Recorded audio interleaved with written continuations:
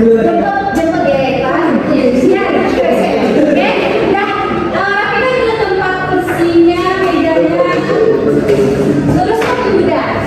Terus ini kalau jauh banget nih bisa. Ya. Oke, aman ya. Nah, biar nyaman deh belajar.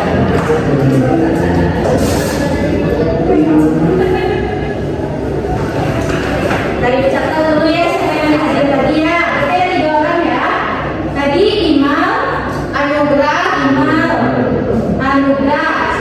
Saskia, satu lagi Zainabri. Zainab polisi yang belum lagi. Oke, Bapak. Nah, anak ibu semuanya ingat materi kita minggu lalu. Oh ya, sebelum itu mohon maaf ibu lupa kita doa dulu ya. Silahkan dipimpin dulu oleh ketua kelas. Pegang.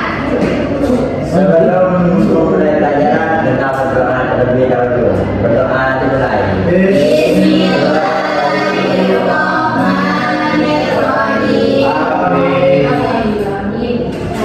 Oke, nah yang masih ingat materi kita minggu lalu, ayo siapa yang masih nyimak ibu menerangkan minggu lalu apa materi kita? Yang perempuan, yang laki-laki, Struktur organisasi. struktur organisasi, masya Allah. Nah, ini yang perempuan sama semua ya. Nah, sekarang kita akan belajar tentang coba kita ucapkan sama-sama. Etika dalam organisasi. Nah, silakan dibuka bukunya dulu, baru kita akan lanjut materi. Ibu harap anda ibu semuanya mencatat apa yang ibu terangkan. Nanti di akhir kita akan mengulas pembelajaran kita dulu ini. Pertemuan ini. Oke, udah semua ya. Nah, etika dalam organisasi. Waduh, belek ya. Nah, etika dalam organisasi. Sebelum kita masuk pada poin inti materinya, ibu ingin bertanya, ketika anda mendengar kata etika, apa yang terlintas di pikiran anda? Ananda? Etika. Etos itu bahasa Indianya. Nah, apa? Kepribadian. Yang laki-laki laku.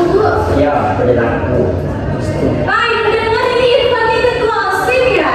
Tentu tahu tentang etika, etika dalam organisasi. Apa artinya etika? Saya bukan ketua OSIS, Bu. Ketua MP. Oh iya, ketua HNP ya. Itu loh. Terus apa?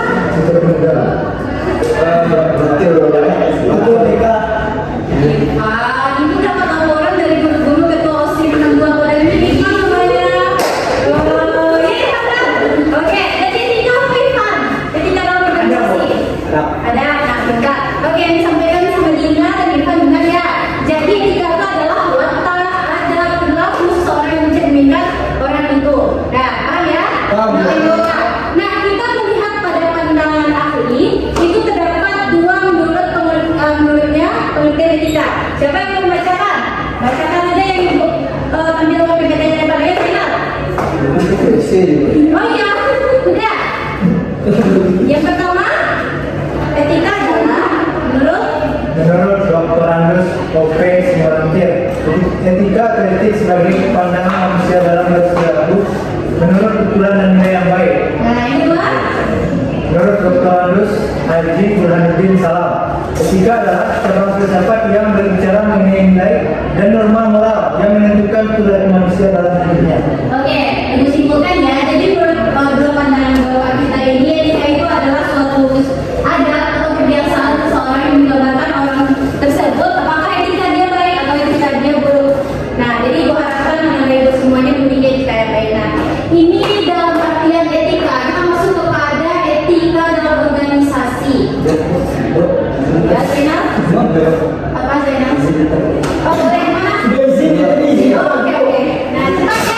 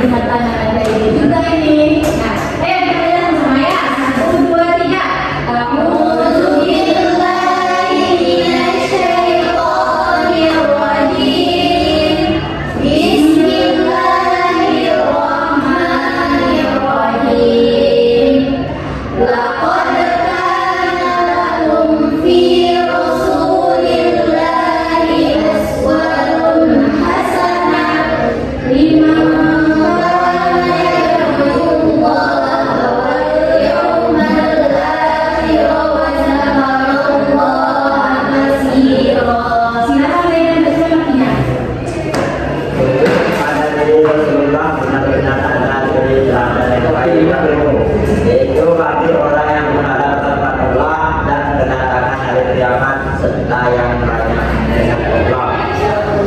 Nah, jadi dari ayat ini menjelaskan bahwa kita harus patut mencontoh keteladanan dari Nabi Muhammad kita Sallallahu Alaihi Wasallam.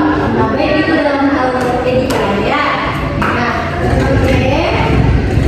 Nah, ini bagaimana etika dalam organisasi itu yang sebenarnya?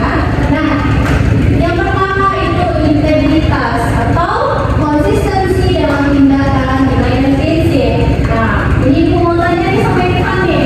Irfan sebagai ketua pasti dalam mengambil keputusan adalah sedikit banyaknya mengetahui tentang integritas atau yang berkaitan dengan tindakan. Nah, bagaimana Irfan pengalamannya nih? Gini ya guys ya. Iya guys ya. Ya betul yang disampaikan ya paham saya paham. Terima kasih. Jadi apa? Jadi dalam organisasi itu kita harus mengutamakan ada 3 hal. Pertama integritas, konsisten ya buat dari awal juga ya. Ya. Transparansi ya keterbukaan dalam pengambilan keputusan dan informasi dan akuntabilitas ya kita tanggung jawab terhadap keputusan yang kita ambil atau tindakan yang kita lakukan. Oke, terus kali itu teman tuh. Berarti kita pengalamannya udah mantap ya. Selalu kedua nih ya. Ada yang anggota dari OSIM, anggota dari IPA nih ketua, ini kan ketuanya nih. Siapa anggota IPA? Nah, OSIM juga. Dina, Zaini ya OSIM ya.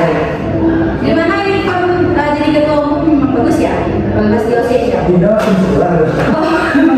Iya, oke. Nah, Dia kayak tahu. oke, transparansi, keterbukaan dalam pengambilan keputusan, tidak menutup atau tidak main dalam aja. Maksudnya tuh ya terbuka lah secara umum. Maksudnya tuh di dalam keanggotaan. Nah, itu akuntabilitas, tanggung jawab terhadap keputusan dan tindakan yang adil, tidak lari-lari atau tidak main. Oke. Nah, selanjutnya keadilan bagi dan mungkin ya kita keadilan kalau adil terhadap semua pihak. Jangan misalkan kalau kita ketua umum atau kita anggota organisasi kita memilih-milih orang yang dekat sama kita aja. Jadi kita harus adil ya. Nah, selanjutnya tanggung jawab sosial itu komitmen organisasi terhadap kesejahteraan masyarakat lingkungan. Dicatat ya, Anda.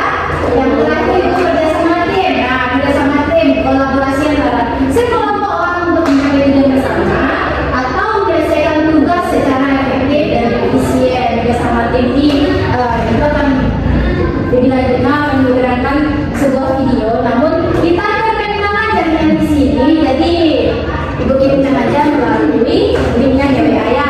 Silakan ditonton 2 menit nanti simpulkan dan yang bisa.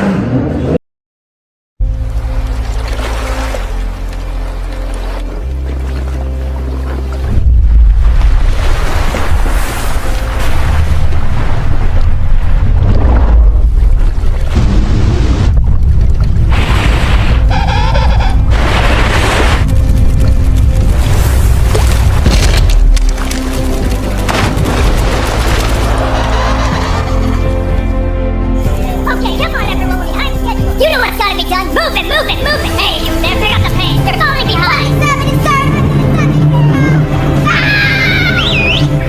Come on, let's go. Everyone, pull together. We got a threat to on our hands. You there. Here we go.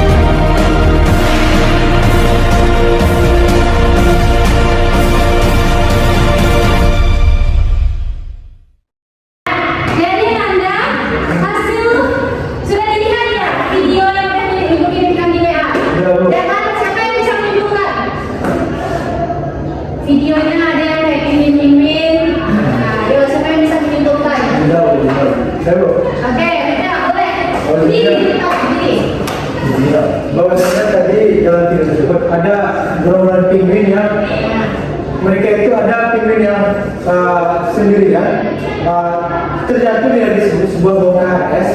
Nah, dia berusaha naik ke paling atas, namun juga merasa kesusahan. Lalu datanglah gerombolan lain atau kawan-kawannya. Mereka kerjasama naik ke bongkahan es tersebut dan kembali ke daratan es atau ke tepian, sehingga dapat disebutkan bahwa mereka itu bekerja sama untuk mencapai sebuah tujuan pasti akan dipermudah atau lebih ringan. Jadi itu. Iya, betul ya.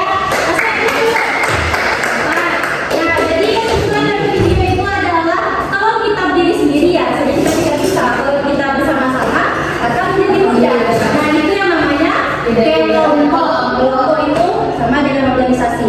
Nah, organisasi itu adalah kumpulan satu kelompok yang memiliki tujuan yang sama. Oke, kamu begini ya. Nah, terakhir. Nah, ini yang terakhir ini sekalian tugas ya yang diberikan PR oleh nanti. Dampak pengaruh organisasi yang pertama, sanksi disiplin, yang kedua kehilangan kepercayaan, yang ketiga perusahaan reputasi, yang keempat tuntutan hukum, yang kelima sanksi profesi, dan yang keenam konflik etika. Nah, ibu memberikan tugas dan dapat di rumah kita kumpulkan minggu depan. Buatkan seperti mind mapping pada kertas HPS itu ada 6 macamnya. Judulnya dampak pelanggaran etika organisasi. Nah, dibuatkan pengertian. Oke, paham ya? Dikumpulkan minggu depan. Dibuat sekretariat sedikit. Oke, sampai di sini ada yang ingin bertanyakan? Itu yang di ujung itu foto apa tuh? Oh, itu. Yang laki. Apa tuh? Macam ibu tuh. Itu ketua MPK kalau nggak salah dia Yosin. Kalau Ivan dia ketua Iman. Kalau Ivan dia kan ketua OSIS. Itu sebenarnya itu bukan Dena loh. Oh ya, itu ketua ibu di organisasi Oh, gua. bukan Dena loh. Ya, dari nama yang kelas kita, ya kan? Kita sama organisasi ya. Nah, oke. Nah, oke, dapat ibu simpulkan bahwasannya etika dalam organisasi itu adalah kebiasaan cara berperilaku kita terhadap suatu organisasi tersebut. Jangan kita memandang bahwasannya satu orang ini dekat dengan kita, jadi kita minta kepada orang tersebut bersikap adillah terhadap organisasi yang sedang kita ikuti. Nah, oke, paham ya? Alhamdulillah, menjadi semuanya sudah selesailah pertemuan kita pada minggu ini. Zainal, siapa yang bisa main sana? Dia kalau melihat ilmu itu emang ke atas gitu. Oh, aman. Aman. Ya, Zainal tolong diawasi tenangnya ya. Zainal kalau apa minum obat ya. Nah, oke. Oke, baiklah. Sekian dulu pertemuan kita pada minggu ini. Jangan lupa tugasnya. Nah, tugas mungkin ya di depan kita kumpul. Ya, oke, dengan mengucapkan mohon maaf kalau ada ibu penyampaian kata-kata yang salah, dan kita akhiri dengan mengucap alhamdulillah dan doa kafaratul majelis.